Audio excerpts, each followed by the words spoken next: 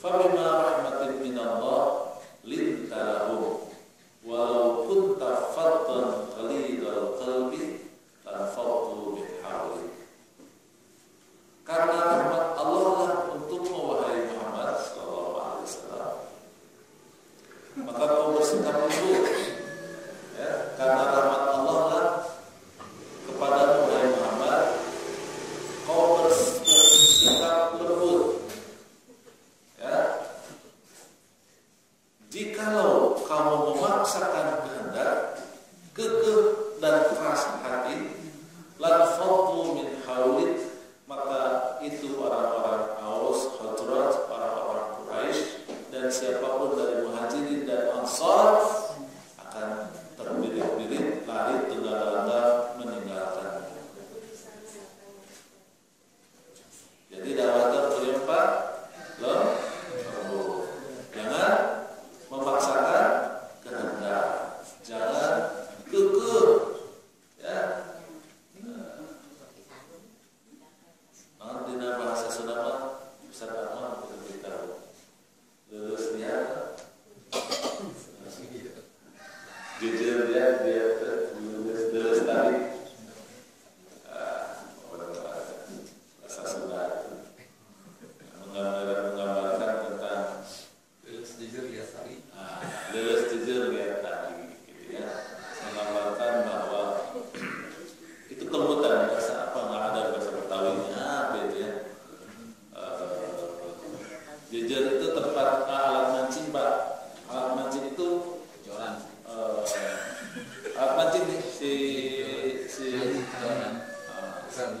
jorannya itu tidak boleh patah. Nah, itu lulus jujur ya. Tapi talinya tidak boleh putus. Itu dakwah. Lulus jujur ya. Sadar manusia mungkin sudah berapa puluh tahun dan pernah mencapai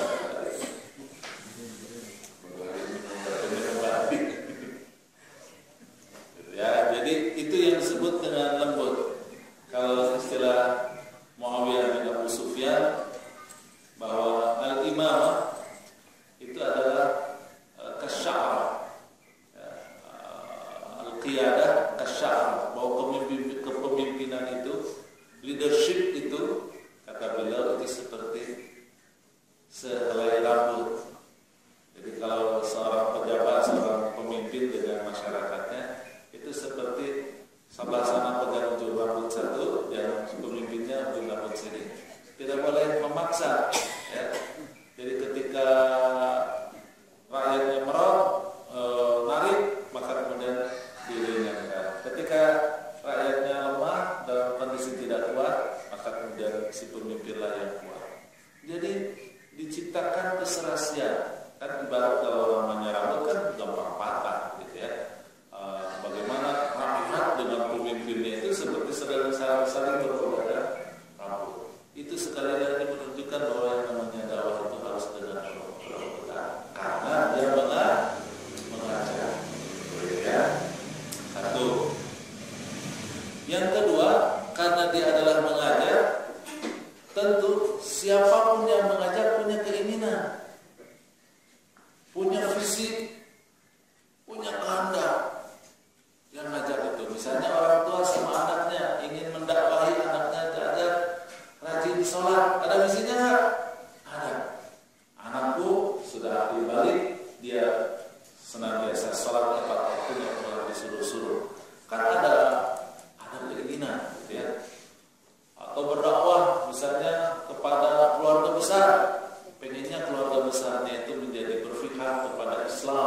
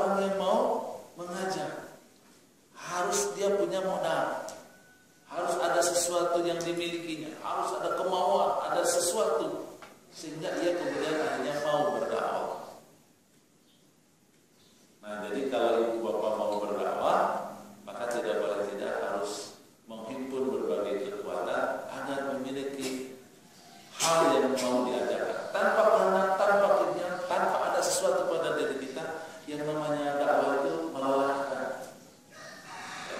EDP memang gue pikirin. Kalau tanpa kehendak, tanpa bekal. Dengan ada kehendak, ada bekal, maka kemudian kita mau berdakwah. Karena tadi tidak boleh memaksa, tidak boleh mengancam, tidak boleh menuntut, tidak boleh nyuruh-nyuruh dan merintah-merintah. Tapi harus sengaja. Selain tadi saya bahas bahwa ternyata mengajar terus kita, yang kedua kita harus memiliki bekal. Nah, bekal itu apa? Kalau ini pun itu menjadi sebuah kata yang disebut dengan hikmah. Apa bu? Hikmah. Ya. Perhatikan di banyak Al-Quran, di banyak ayat di dalam Al-Quran Karim, ketika Allah berbicara tentang hikmah, maka itu berarti bahwa kita harus berbekal.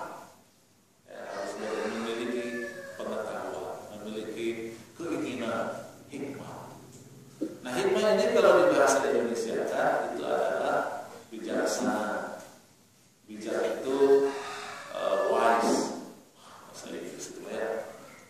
Bijak itu kebapaan, ya, dewasa, namanya bijak itu. Ya. Bijak itu sabar, bijak itu mengalah, bijak itu telaten, bijak itu sungguh-sungguh. Kalimat bijak itu memang memiliki makna yang sangat banyak. Tetapi tentu saja yang disebut bijak itu adalah kumpulan kebaikan. Bahasa Indonesia, bijak itu ada tambahannya, bijak sana. Bukan bijak sini. Ini bahasa Indonesia, karena sana itu bahasa Indonesia, sana itu kebalikan daripada sini. Dan al-hikmah itu memang pasnya adalah yang bijak dan bijaknya sana. Artinya dia lebih memperhatikan mad'u, orang yang didakwahi, orang lain, bukan mementingkan dirinya sendiri. Ini kritik kepada diri saya atau ustaz-ustaz yang lain atau siapapun yang mengatakan dirinya dai ona atau apa itu namanya, yang biasanya kalau dia berdakwah itu melihat kepentingan dirinya sendiri. Ustaz bisa ceramah di tempat saya, oke, boleh. Mau dibayar berapa? Oke, udah sepakat harganya, tapi nanti karena jauh pakai pesawat ya, siapin 3 tiket untuk saya dan istri saya dan asisten saya. Mohon disiapkan hotelnya bintang 4 atau bintang 5 ya. Ini yang mau pelesiran.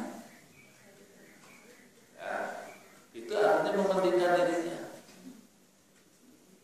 Ada lagi dalam bentuk mementingkan dirinya itu adalah pendapatnya. Kalau tadi fasilitasnya, ada pendapatnya. Jadi nggak peduli orang lain menjadi terhina, tersinggung, menjadi benci sama Islam, nggak jadi masalah. Yang penting dia sudah berkata, dia mengatakan, atau dia sudah ngajak. Nggak bisa, harus bijaksana. Jangan bijak sini. Sehingga baginda Rasulullah SAW bersabda, "Qulil haqqo walau kana murra." Katakan olehmu kebenaran, walaupun kita pahit merasakannya. Ini mohon maaf banyak para doa, para dai, baik dalam bentuk ceramah, baik dalam bentuk kegiatan sosial, baik dalam bentuk pengajaran, itu seringkali orang lain itu tersinggung, sakitnya itu di sini.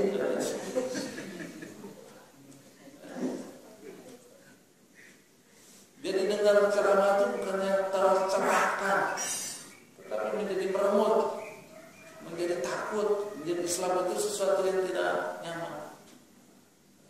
Padahal kata Rasulullah SAW, katakan kebenaran itu walaupun yang mengatakannya baik. Diasingkan, tidak didengar, cemooh, tapi sama pernah membahasnya.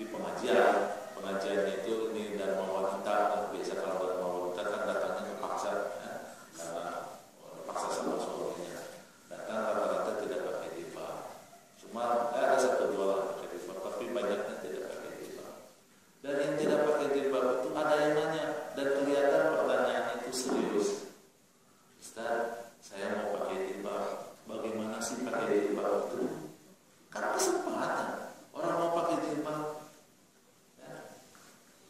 Dan ketika dia nanya, teman-temannya juga banyak yang tidak berjilbab. Ya walau alam, mungkin ada yang mau, ada yang tidak tahu, ada yang anti tidak mau pakai jilbab, gitu.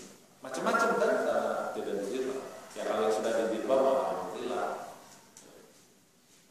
Terus saya bilang, ibu kalau jilbab gampang, mudah kan perintahnya kan mudah ya. Makanya kapan mudah itu didahulukan. Ibu gampang jilbab, tinggal bajunya yang sempit itu dilonggarin, terus pakai tangannya itu yang bagian tangannya terus dipanjangin sampai dengan pergelangan. Nah, terus itu apa yang sampai lutut tuh roknya tubuhnya itu dipanjangin. Kalau bisa pakai celana panjang juga apa-apa, asal yang longgar aja dengan merasa berat manusia, jangan pakai lagi ibu. Nah terus apalagi itu tuh pakai apa aja, pakai apa aja, mau pakai camping boleh ya. Mau pakai apa, daun-daunan boleh, mau pakai topi aja boleh, silahkan. Sebentar kalau pakai topi itu nanti kita apa jatuh apa namanya tiup angin gitu ya. Pakai batopong, pakai camping nanti kan susah lagi ya. Jadi daunan biar gampang pakai kain aja, ditutup sama kain apa aja yang ada. Cari susah itu berat, mulai pakai kainnya ada yang sepret apa tidak apa boleh. Tapi kalau nanti dibilang orang gila kan malu dia. Itu saya lihat wajahnya itu langsung berseri-seri. Tadinya dia cemburu, nanya takut-takut nanya, berseri-seri. Dan saya lihat itu yang tidak pakai jilbab itu pada menganggukkan kepala. Dia nggak tahu maksudnya apa, nggak tahu dia berkata-katanya, cuma pada begini. Husnudon saya, dia merasa bahwa ternyata jilbab itu tidak berat. Berkerudung itu bukan yang berat. Coba menurut ibu-ibu, pernyataan saya tadi bertentangan nggak dengan teori jilbab, teori khimar ya? Yudnina alaihinna min jalabibihinna wa khidduhurihinna ala juyubihinna. Bertentangan tidak? Tidak. Apa yang saya katakan tadi sesuai, tidak ada hal kemudian bertentangan. Tetapi didengar oleh publik, didengar oleh orang yang tidak tahu, yang belum dapat hidayah gitu ya, masih ragu-ragu tentang jilbab. Jilbab itu nggak terlalu ribet-ribet amat ya. Pokoknya sih alhamdulillah. Nah, makanya saya paling tidak suka nih sekarang banyak duat dan baik yang suka mengumpulkan orang yang berjilbab untuk dikirim ke neraka. Itu saya tidak suka. Itu katanya ahli neraka tuh jilbab kayak begini, penuh unta. Gara-gara si rambutnya itu disambung paralon terus tutup dengan jilbab. Ya paralon sendiri ya. Nah ceritanya itu mah sudah alhamdulillah itu mah. Ada hijabers susah sekarang pakai model-model rambutnya segala ini. Alhamdulillah. Selama dia itu lemah kan dia. Selama dia Ustaz kalau jilbab sebagaimana kan dia ketat. Ya alhamdulillah dia mau pakai jilbab walaupun bajunya masih ketat. Ya kita ingetin lagi. Alhamdulillah. Nggak usah dimaki-maki. Wah ini khasiat Arya pakai baju tapi teranjang. Nggak usah. Ya, buat antipati. Ya, tapi ingatkan lagi ya, diberikan hadiah jilbabnya yang lebih lebar, lebih longgar, lebih cantik. Hanya itu dibikinnya di mana sih? Kalau ada yang begitu terdeketin, bagus bajunya, keren kelihatan cakep. Bikinnya di mana sih? Dibuatnya di kok nggak ini ya? Bahannya cuma segini ya ini. Kalau kita bikinnya lebih besar, bagaimana bahannya? Namanya juga kan bersikap lembut, ya.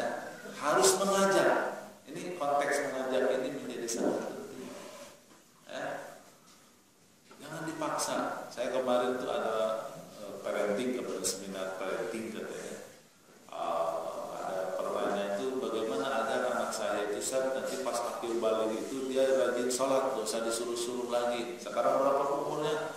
7 tahun. 7 tahun pelan-pelan aja, masih ada 3 tahun. Bisa nggak kita konsisten mengajarnya? Nah, itu kan problem lain. Saya bilang, Bu, saya juga punya anak kuliah susah sholat subuh. Ya sama, bapaknya juga kadang-kadang kalah Ibu sholat subuhnya. Terus saya tanya, Ibu ingat nggak dulu pagi sholat kapan? Habis kuliah kan Bu ya? Iya, habis kuliah. SMA kan belum dijilbab kuliah. Iya, saya belum dijilbab waktu SMA. Iya lah, alhamdulillah anak Ibu sekarang 7 tahun sudah sekolah Islam, sudah pakai jilbab. Alhamdulillah. Syukurillah, pelan-pelan saja. Yang namanya dakwah itu sekali lagi bijaksana. Yassiru wala tu'assiru. Jangan bikin susah. Ya, jangan bikin susah. Basyiru wala tunaffiru. Berikan kabar gembira. Jangan nakut-nakuti. Ya, berikan kabar gembira, jangan nakut-nakuti. Ya, kabar gembira saja lah. Diri kasih tahu. Subhanallah, baca Quran itu insya Allah ya, kalau kita rajin baca Quran itu kita akan dimudahkan oleh Allah, akan senantiasa mendapatkan berkahnya. Terus Ustaz, kalau tidak baca Quran bagaimana? Oh, kalau tidak baca Quran itu di neraka. Jangan. Kalau tidak baca Quran berarti kita kekurangan berkah. Karena tidak baca Quran kita kurang berkah. Kalau kurang berkah kita dekat sama laknat, musibah. Ya, sudah jangan mendingan baca Quran aja biar banyak berkah. Yang diancam-ancam neraka lah, dikit-dikit neraka, dikit-dikit fitnah. Berikan kabar gembira. Jangan bikin orang itu menjadi lari, menjadi takut kepada Islam. Ini harus dipahami. Basyiru wala tunaffiru. Ini saya katakan terhimpun dalam sebuah kata yang disebut apa tadi? Hikmah. Di surat An-Nahl ayat 125 Allah Subhanahu wa taala berfirman, "Ud'u ila sabili rabbika bil hikmah." Maka hendaklah kamu mengajak manusia itu di jalan Allah Subhanahu wa taala dengan cara hikmah. Ya, jadi bijaksana ini sekali lagi harus menjadi bagian tak terpisahkan dari aktivitas dakwah kita, siapapun kita. Yang ketiga, kan tadi itu yang pertama lembut itu ya. Yang kedua adalah hikmah.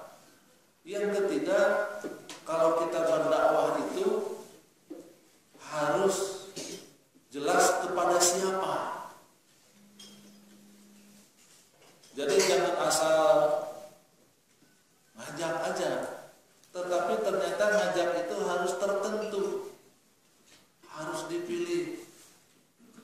Benar bahwa konsepnya adalah bahwa kenabian Muhammad SAW itu adalah linnasi kafatan, untuk seluruh manusia. Benar, itu Allah Subhanahu wa taala sebutkan dalam Al-Qur'an Karim. Wa arsalnaka illa rahmatan lil alamin. Itu juga benar, ya. Tidak keliru. Itu semuanya adalah benar. Tapi ketahuilah Bapak sekalian yang dimuliakan oleh Allah Subhanahu wa taala, tetap bahwa yang namanya berdakwah itu ada prioritasnya. Ada targetnya. Kenapa? Itu tadi. Karena kita mengajak itu harus berhasil. Orang itu terajak ke bawah kita. Makanya harus dipilih. Rasulullah SAW oleh Allah Subhanahu wa taala ketika ia diminta untuk berdakwah secara terang-terangan, perintahnya dari Allah Subhanahu wa taala sebutkan fa'anzir ashiratakal aqrabin. Hendaklah kau ajak, kau berikan peringatan, kau dakwahi, kau ajak orang-orang ashiratakal aqrabin. Keluarga terdekat terlebih dahulu, baru kemudian berikutnya dan berikutnya. Jadi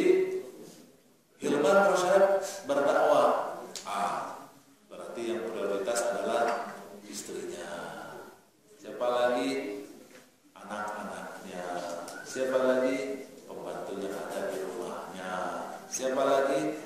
Mertuanya, kakak-kakak dan adik-adiknya, iparnya, keluarga besarnya, ponakan, sepupu. Ya, itu yang harus kemudian diberikan perhatian. Berikutnya setelah asyirah al-aqrabin. Aqrabin itu siapa? Tetangga, kiri, kanan, depan, belakang. Berikutnya siapa lagi? Jamaah musola yang kita sholat ada di situ. Siapa lagi? Teman kantor. Karena kita sehari-hari kalau berangkat ke kantor kita punya anak buah, punya atasan, punya kolega. Siapa lagi? Klien. Ya, kalau misalnya Pak Arsal kan hebat tuh, jadi dia kliennya banyak tuh. Nah, sehingga dengan kliennya, gitu ya, dengan customernya, kalau dia pemberi jasa, tukang bikin akikah, berarti dengan kliennya terus, dengan yang terdekat. Itulah yang harus dilakukan dalam dakwah, sehingga kita tidak menjadi menggarami air laut. Jadi kita itu jelas ada yang kedapat, yang dapat harus, tidak boleh tidak. Kepada orang itu harus. Dan kembali lagi ke firman Allah Subhanahu wa taala tadi adalah asyirata wal aqrabin.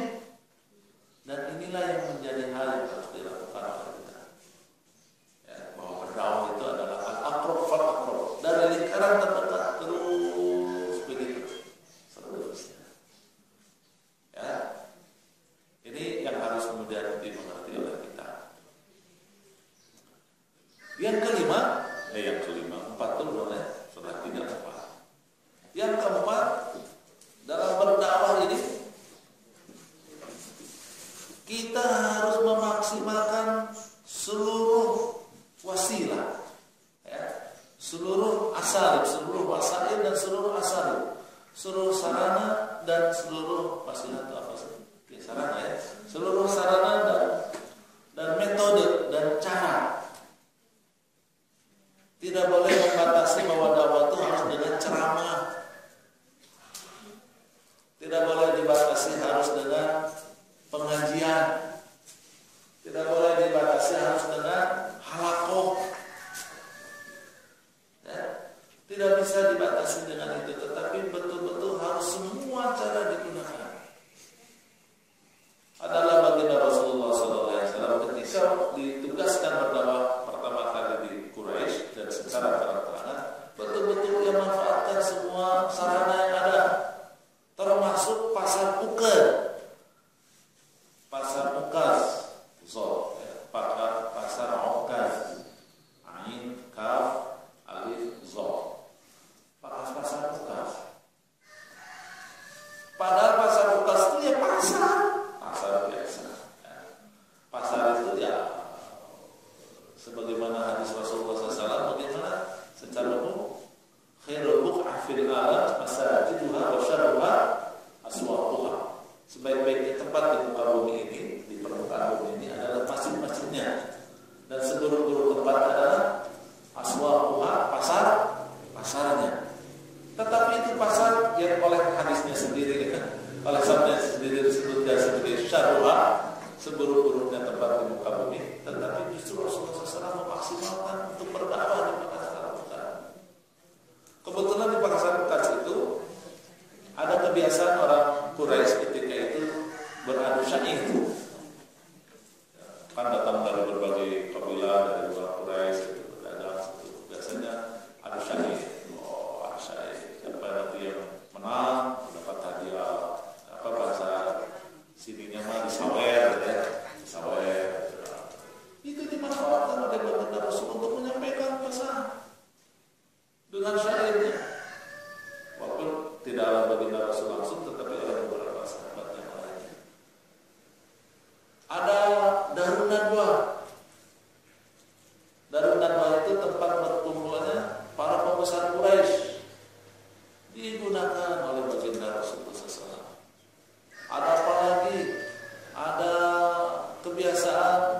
menjamu makanan.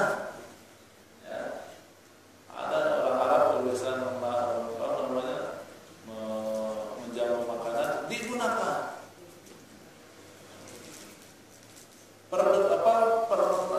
Kedekatan satu dengan yang lain karena profesi, karena kabilah, karena apa digunakan. Ketika tahun ke-10 dan tahun ke-11 dari kenabian Muhammad SAW, saat baginda Rasul ditolak oleh orang-orang Quraisy, tidak ada orang Quraisy yang mau menerima dakwah beliau, maka dia gunakan kemah-kemah para hujjaj, para jamaah haji dari luar Mekah, dari orang luar Quraisy, didatangin satu persatu, diajak bicara ngobrol. Jadi momentum, cara, metode, media ini adalah sesuatu yang harus dimaksimalkan untuk terus berdakwah kepada Allah. Ya, apalagi sekarang lagi bumi medsos, media sosial. Ya, kalau bicara tentang media sosial sekarang itu ada Facebook, ada teman SD di kampung dulu, ya, bisa berhubungan, teman SMP, ada apalagi sesama profesi, sesama apalagi banyak sekarang. Ada Twitter, ada Pet, ada Instagram, ada WhatsApp, ada Telegram, puyeng ya, sampai remote aja ya kalau kita ini karena banyak aplikasi. Ya. Tapi itu semuanya adalah media yang tidak boleh kita lepas. Kita harus maksimal di situ. Berdakwah. Siapapun yang kita dekat, yang kita tahu, sampaikan. Mungkin kalau ibu-ibu di lingkungan ada pengajian, ada PKK, ya, ada lagi senam jantung. Kemarin baru ulang tahun 2 tahun yang lalu. Ada lagi apa? Mungkin sama-sama mancing, hobinya goes. Goes kemana? Luar kota. Tidak boleh satupun tempat sarana kita berada kecuali kita berada mengajak orang ke jalan yang benar. Ya. Naik taksi, naik mikrolet, naik angkot di depan, sampingnya supir, dakwahin itu supir bu, jangan ngelamun aja, ya. Ngobrol, ya. Dia tanya supirnya, sudah nikah mas? Berapa anaknya mas? Sekolahnya di mana? Itu. Ini apa? Seturit jam berapa keluar? Pulang lagi jam berapa? Apa kan Islamnya? Sholatnya di mana? Nanya, lalu ya nanya doang. Maksudnya kalau pas mau sholat kita itu tidak.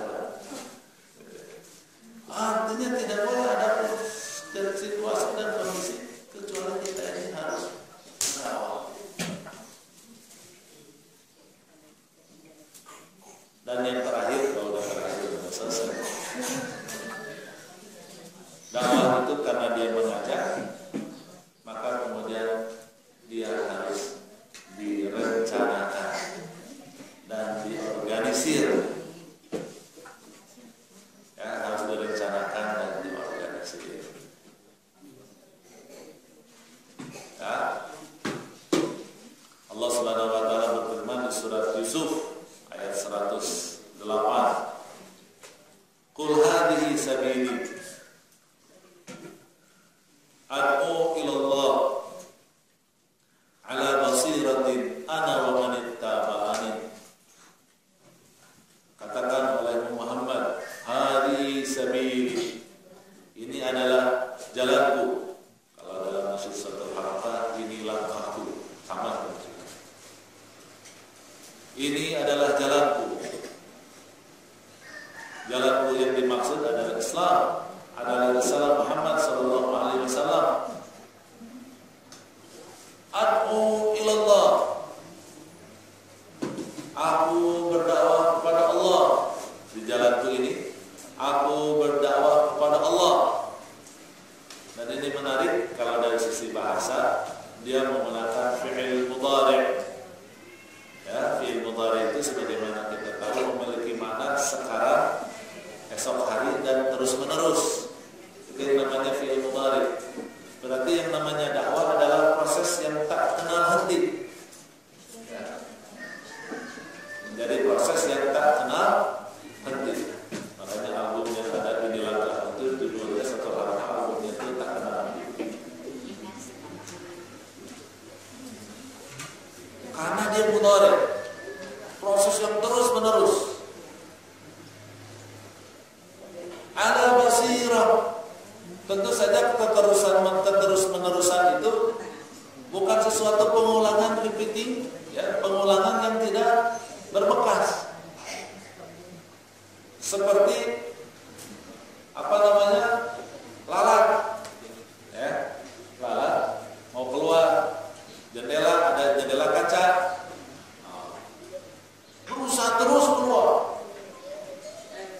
di kaca aja lari. Dakwah itu bukan kayak lalat di kaca yang mau keluar, lama-lama juga lelah, udah ditungguin di bawahnya sama laba-laba atau sama semut, nunggu capeknya. Dakwah itu bukan begitu, tetapi ala basirah. Memang dakwah itu tidak boleh berhenti, harus terus menerus, tetapi harus jelas manhajnya, harus jelas tata caranya, aturannya, harus jelas step by stepnya, langkah demi langkahnya.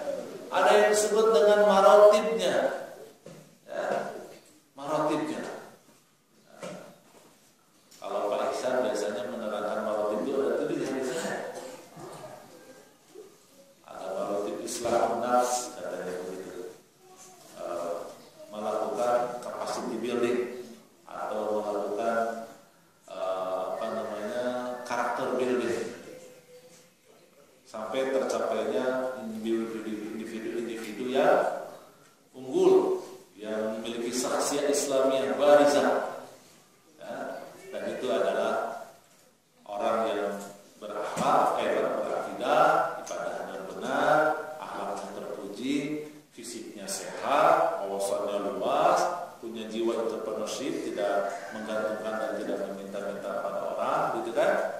Kemudian juga disiplin dalam hidupnya, teratur dalam segala urusan, selalu mampu memanage waktu yang hanya 24 jam per hari itu dengan baik, dan selanjutnya dia selalu berkontribusi kepada orang lain, memberi manfaat dan memberi faedah, sehingga orang lain tidak terganggu dengan keberadaannya, orang lain merasa aman dan tentram dengan keberadaannya. Itu dakwah. Ada targetnya, basirahnya jelas. Berikutnya apa? Takwinul bait. Takwinul bait itu apa? Membina rumah tangga. Karena seorang laki, seorang perempuan yang sudah soleh dan solehah, itu harus dibuktikan kesolehan dan kesolehannya dalam rumah tangga sebagai suami istri dan sebagai ayah dan ibu untuk anak-anaknya. Itu yang namanya takwinul bait. Targetnya tentu saja adalah menjamin regenerasi masyarakat muslim dengan keturunan yang baik, sehingga dari hari ke hari Islam itu menjadi berkembang dan menjadi lebih baik, tidak sebaliknya menurun. Berikutnya ada yang disebut dengan irsyadul mujtama'. Kita betul-betul mencerahkan masyarakat lingkungan terdekatnya, ya, yang saya sebutkan tadi sudah saya sebutkan. Harus kemudian lingkungan terdekat itu juga akhirnya mendapatkan pencerahan dari proses dakwah itu. Malah kalau itu menjadi sambutannya besar dari publik, dari sosial, dari masyarakat, kita punya basis sosial, berikutnya kita tingkatkan menjadi memiliki pressure terhadap pemerintah, pressure terhadap kekuasaan, ya. Dan kalau perlu kita benahi itu pemerintahan dan kekuasaan menjadi pemerintahan yang Islami. Tidak ada yang ditelurkan kebijakan oleh kota, oleh provinsi, oleh negara ini kecuali semuanya berpihak kepada kebenaran, meneguhkan masyarakat untuk bertauhid kepada Allah, menghindarkan masyarakat dari syirik, menghindarkan masyarakat dari dosa, menghindarkan perpecahan, mengutamakan persatuan dan keutuhan bangsa. Begitu. Terus sampai kemudian kita harus berjejaring dengan komunitas yang sama di seluruh belahan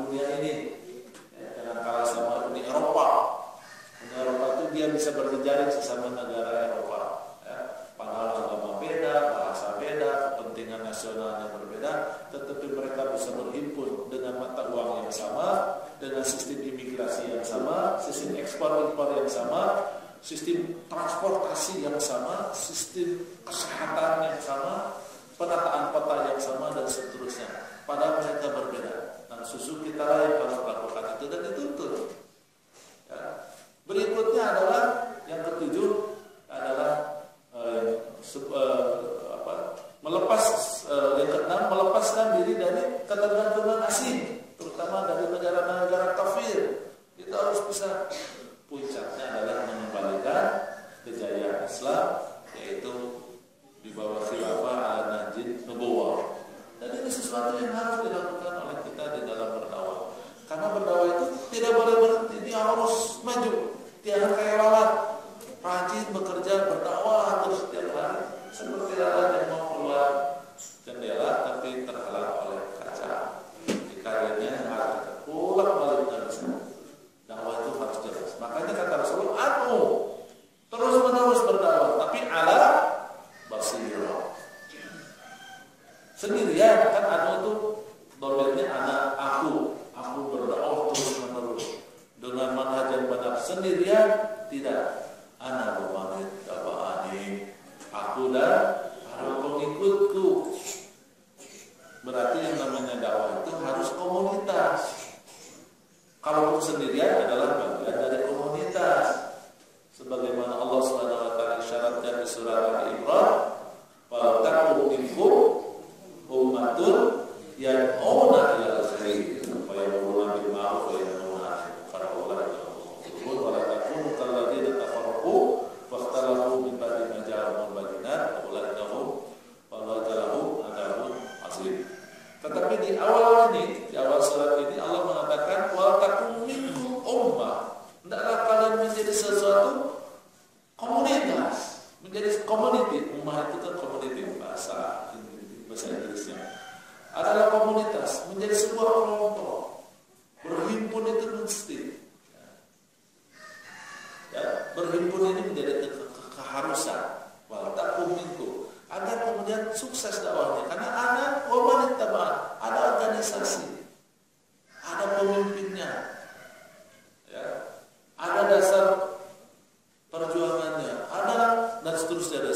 Dan alhamdulillah umat Islam menyadari akan hal ini. Maka kemudian kita lihat ada yang dalam bentuk tarekat, gitu ya, ada dalam bentuk ormas, ada dalam bentuk universitas, sekolah, gitu ya, ada dalam bentuk gerakan, movement, ya, atau harokah dan seterusnya. Ini menjadi seharusnya adalah sebuah keharusan dan kemestian. Ya. Nanti ketika ada komunitas itu, maka komunitas itu harus betul-betul berdakwah kepada kebaikan. Kalau sudah dakwahnya mantap, orang sudah berhimpun banyak, baru ya'muruna bil ma'ruf. Kalau kemudian hatinya sudah lapang, sudah nyaman dengan perbuatan ma'ruf, wa yanhauna 'anil munkar. Dan bila itu terus berkembang, menghindarkan diri dari perpecahan, menerima kebaikan dan kebenaran yang diturunkan oleh Allah Subhanahu wa taala oleh Rasul dan Nabi Muhammad sallallahu alaihi wasallam, ya, maka puncaknya disebutkan kuntum khairum matin ukhrijat linnas. Ya, sesungguhnya engkau ini adalah sebaik-baiknya umat yang dihadirkan di muka bumi ini. Jadi 5 poin, ya, yang mengharuskan kita ketika kita mengetahui apa yang disebut dengan dakwah. Ternyata dakwah ini dari sisi katanya saja ternyata memaksa kita berbuat melakukan sesuatu dengan sangat sempurna, tidak asal-asalan, ya, karena dia mengajak. Saya katakan mengajak itu pertama memiliki makna apa tadi? Lam terhut sambil rahmatin minallahi lintalahu walau kunta fadlan qalidul qalbi la faqum. Karena rahmat Allah lah kau sudah lemah lembut kepada muhajirin dan ansar. Kalaulah sebaliknya kekeh, ya, memaksakan kehendak, keras hati, maka orang-orang akan lari dari. Yang keduanya mengharuskan bahwa dakwah itu bijaksana. Ila sabili rabbika bil hikmah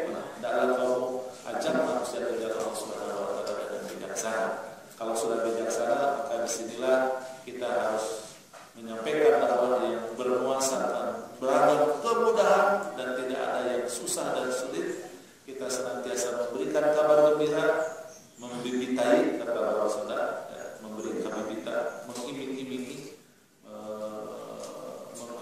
mengadvertising lah mungkinnya, itu kira-kira dengan sebaik-baiknya. Kemudian tidak boleh membuat orang lari dan takut begitu. Dan ini ternyata mengharuskan kalau berdakwah itu kita harus mentargetkan, kita harus berdakwah kepada orang tertentu, siapapun harus kemudian kita dakwahi tanpa batas, terus menerus ya, fa'anzir asiratan awal-awal, ya, tanpa kemudian kita batasi kepada siapa. Dan yang keempat, apa tadi yang keempat?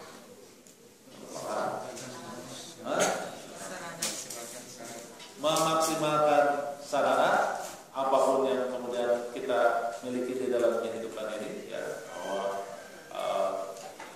Tadi di surat Yusuf sudah disebutkan, ya, ala basirah ana wa man adu ya Allah, kita harus menjadi pendakwah pasti.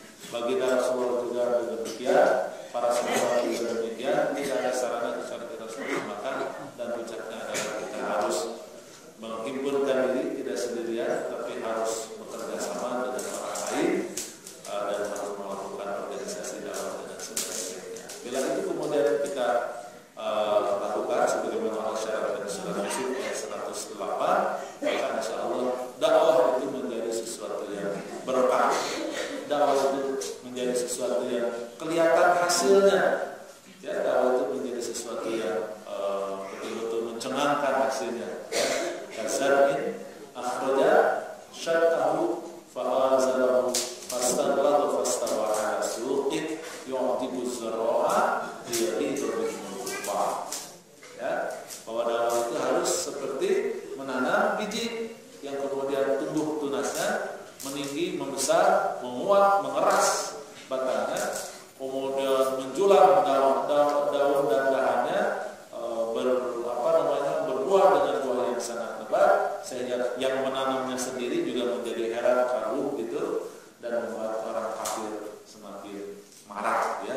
Dia gitu berubah. Bila itu yang kemudian terjadi, maka wa'adallahu alladziina aamanu minkum wa 'amilus shalihati wa'adallahu alladziina aamanu minkum wa 'amilus shalihati bukan itu deh. Ayat surat Al-Baqarah.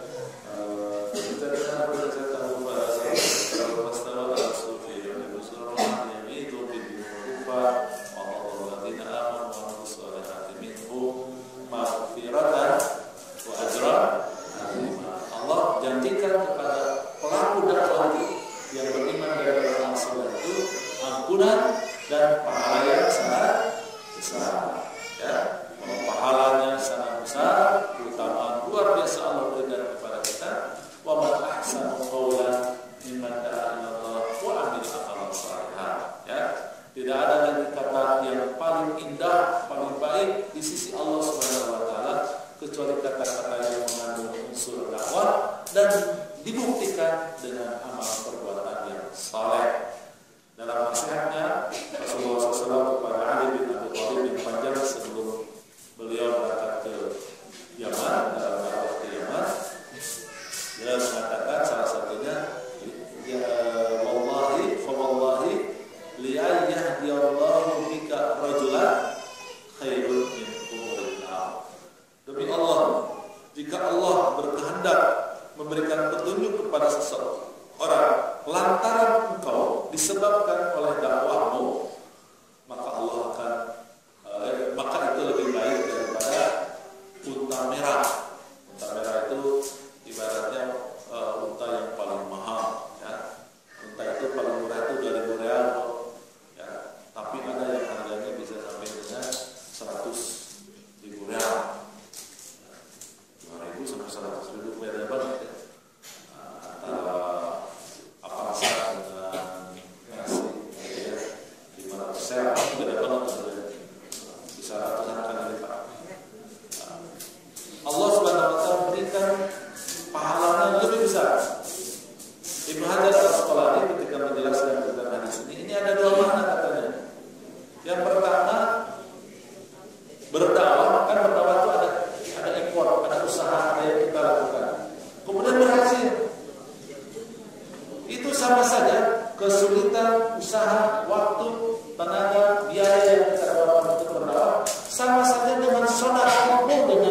nilai yang sama.